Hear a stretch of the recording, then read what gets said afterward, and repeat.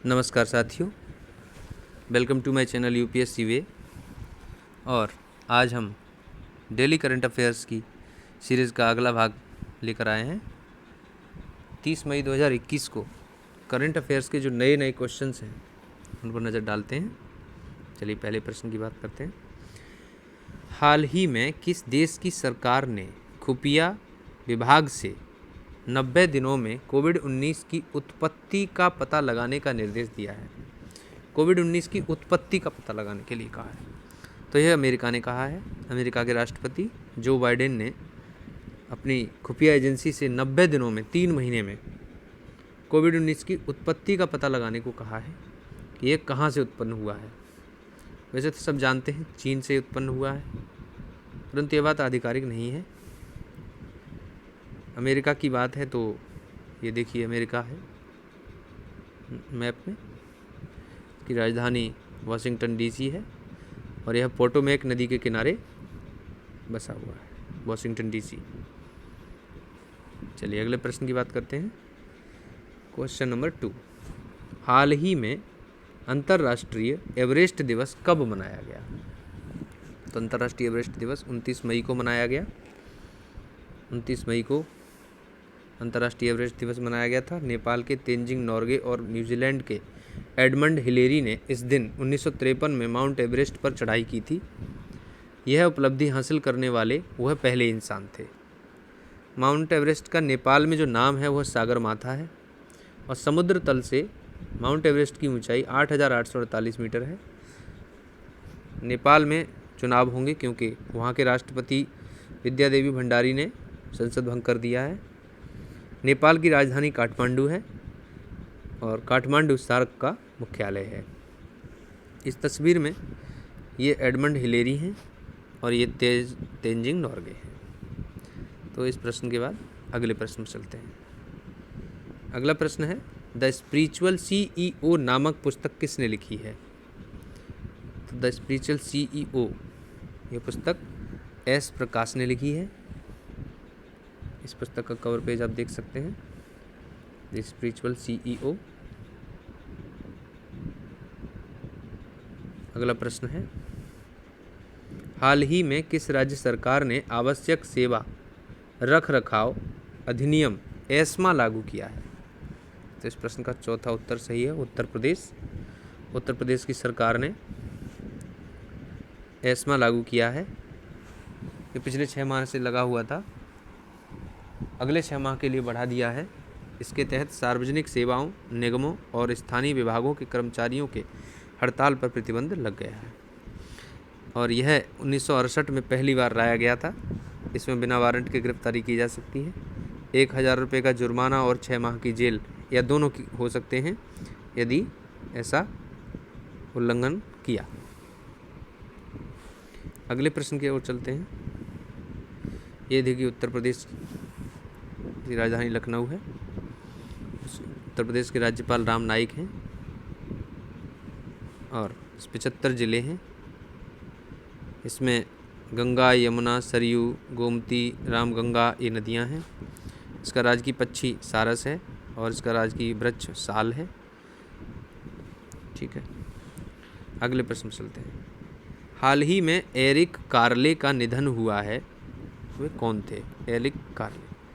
Eric कार्ले एक लेखक थे, साथ ही साथ चित्रकार भी थे। तो ये हैं एरिक कार्ले। ये एक जर्मन अमेरिकी डिज़ाइनर, चित्रकार और बच्चों की किताबों के लेखक थे। 1969 में पहली बार प्रकाशित उनकी चित्र पुस्तक द वेरी हंग्री कैटरपिलर, ये कॉमिक्स थी उनकी जो कि सबसे अधिक बिकी। अगले प्रश्न में चलते हैं। रुडोल्फ बी शिंडलर पुरस्कार जीतने वाले पहले भारतीय कौन बने हैं? तो इसका सही उत्तर है डॉक्टर नागेश्वर रेड्डी।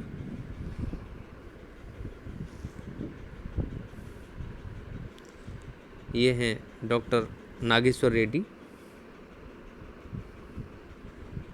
और रुडोल्फ बी शिंडलर अवार्ड प्रतिष्ठित क्रिस्टल अवार्ड्स में से सर्वोच्च श्रेणी है, जिसका नाम डॉक्टर शिंडलर के नाम पर रखा गया है, जिन्हें गैस्ट्रोस्कोपी का जनक माना जाता है।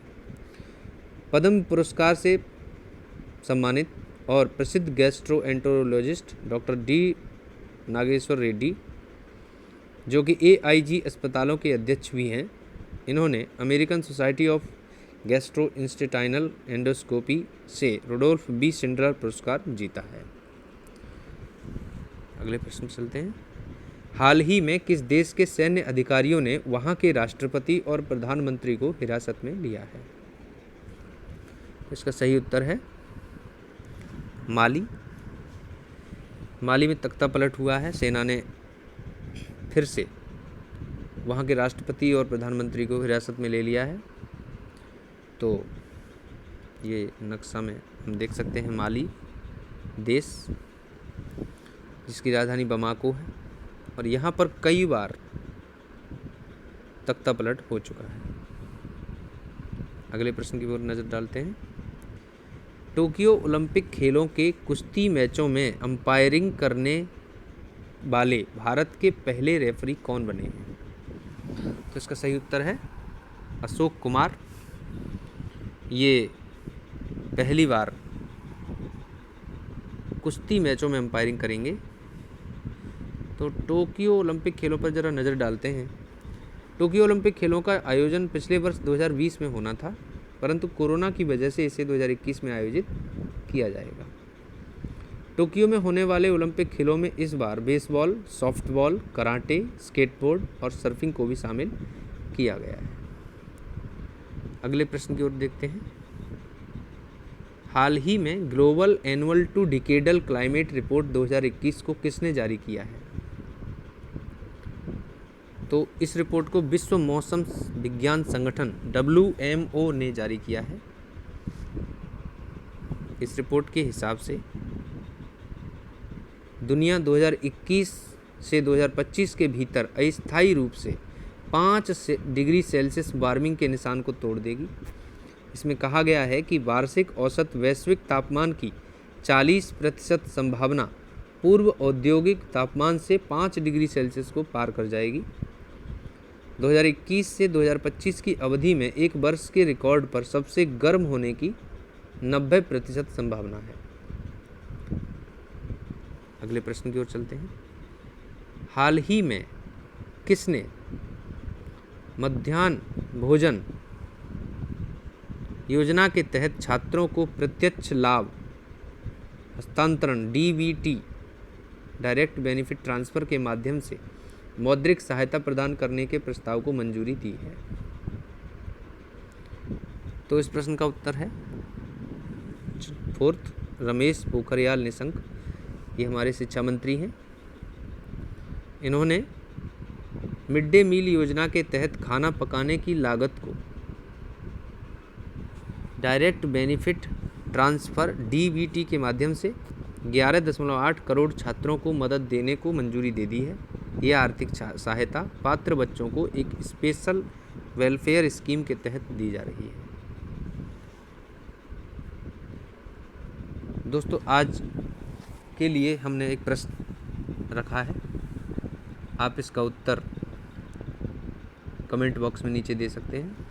हाल ही में किसने वर्चुअली 74वीं विश्व स्वास्थ्य सभा की अध्यक्षता की है?